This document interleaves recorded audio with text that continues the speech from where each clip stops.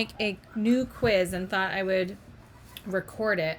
I won't go through all of the painful details of every question, but I thought I'd show you. I always start in quizzes, and then I go to the plus quiz, and this stores it in quizzes. And oops, I forgot to grab my emoji to go at the front because I think you can't really. Don't look at my bookmarks. I haven't watched your video, Juan.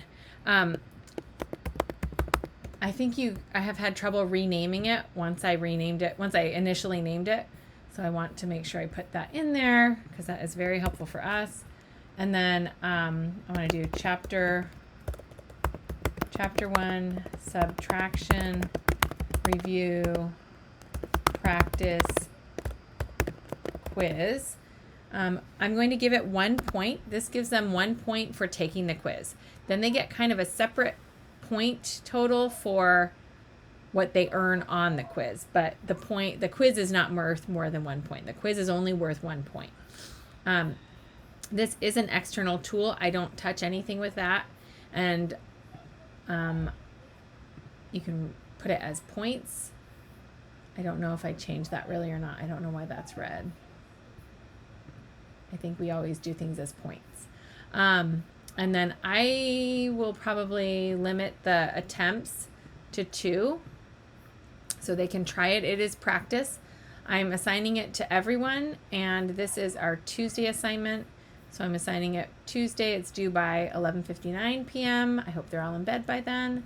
But it's viewable from 12 a.m. on Tuesday and we give them 2 Sundays past. So that gives them hopefully enough time to get it done or move on and let it go. So then you click save. You haven't entered anything yet. And it's saving the quiz, kind of the shell. So now you build it. And I don't have any items in the test bank. I just start with the instructions. And so I may come back and edit these. This is chapter 1, review, subtraction. I always put that in there just in case.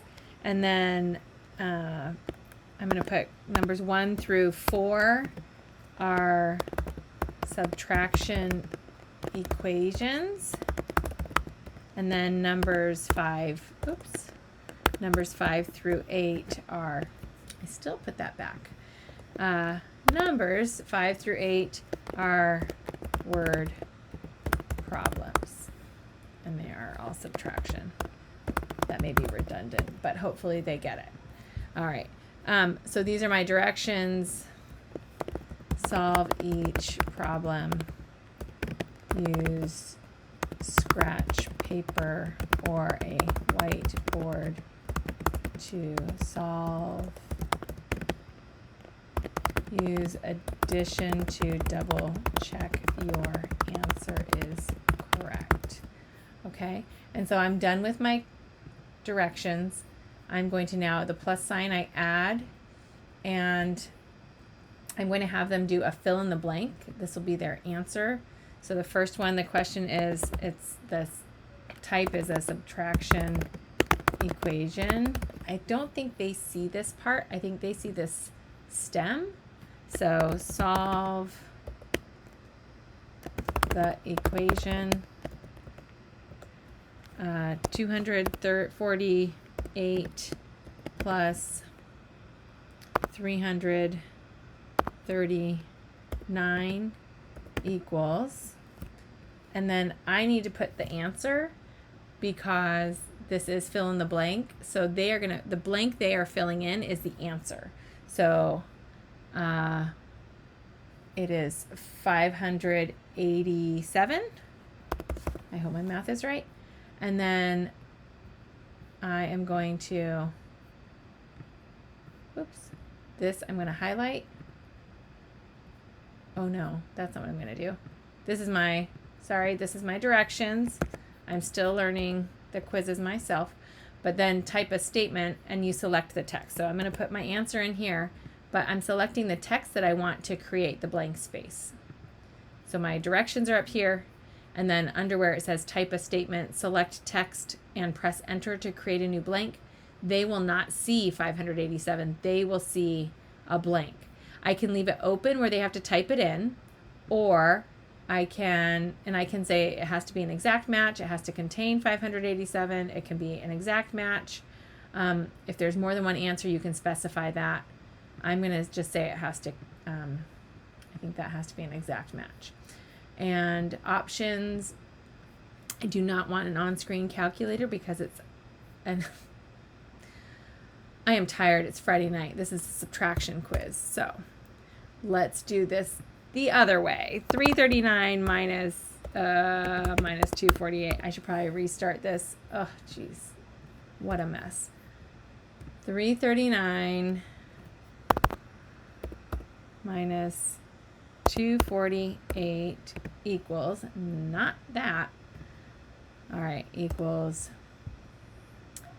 9 minus 8 is 1 in my ones place.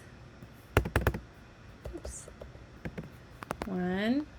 Then I've got to borrow, so then I've got a 9, and then I've got 0, so it equals 91. All right. So then I'm going to create my blank space. I finally got the right operation, and I'm going to say it needs to be an exact match. I do not want to show an on-screen calculator, so I will leave that blank. I'm not aligning to outcomes. This is if our whole school was doing something. I don't know. It's beyond my head. So you're aligning things maybe for the report card more. And I am not going to add this to the bank. I'm just going to leave it. I haven't gotten there yet. But this is worth 1 point. I am done with that question. And I'm going to show you the other type of the question because I'll show you a number 5 word problem. I might do this one as a multiple choice. So, oops, word problem. All right, so Mrs. Findlay baked 463 pizzas for a really big party. They did not eat all the pizzas. They only ate 200, no, I'll say 300. 392. How many pizzas were left over? Okay, so there's my problem. Here's my possible answers. And I'm learning from my mistakes. So 463 minus 392. I'm too tired. That's 71. So I'm going to put 71 as the correct answer. I'm going to make it be the second answer though. And where you fill in the radio button, that's the answer you put. So I know since I had to do some regrouping here, I'm going to put 131 as a choice because if they had just subtracted up, they might have gotten that. And I'm going to put, if let's say they were tired and they just added. So I'm going to put 855.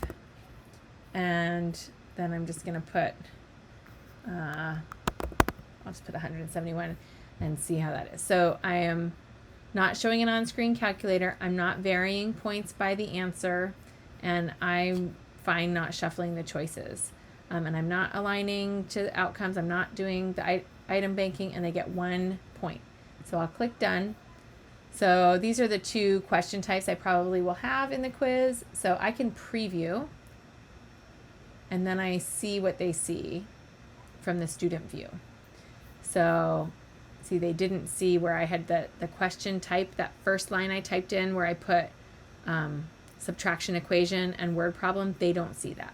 So if I were to take this, I can practice, solve the equation. Oh, let's say it's 46. I don't even remember. And I think that one was 71. And then I'm going to submit. Okay, upon submission, you will not be able to change your answers. Are you ready? Yes. So it's auto-graded. I don't have to do anything except when I set up the quiz, put in the correct answer. Oh, man, I got one right. I got 50%. I can exit preview. You can leave it like that. Or if you go in and you want to add some feedback, down here there's a little speech bubble, little discussion. So if they get the correct answer, I can go up and my Bitmojis are messed up because Bennett made himself a Bitmoji, and I can just put in a Bennett one. So I will change this before I really submit it, but I could put in a yes, great, subtracting, you got it right. And then if they got it wrong, I can put in some sort of wrong growth mindset. No, that is not right. Take another look and try again. And then just general feedback. I can put whether they get it right or wrong. So then I click done, and let's click done again, and let's preview and just see where that is. And so this time I'll get it right so you can see my correct answer. So 339 minus 248 is 91. So I'm going to type 91, and I remember this one was 71, and I'm going to submit. I'm going to confirm. It's going to auto grade it. And now when I see it, yes, I see the green, and I see yes. I got it. Great subtracting. You got it right. And I didn't put anything in there, so I don't get that feedback for that question. But that's a great way to kind of personalize it and give it a little bit of like digital sticker. So I hope that is a good intro. Sorry, it was a little long and rambly at parts, but it's Friday night. I should not be doing this. Have a good evening.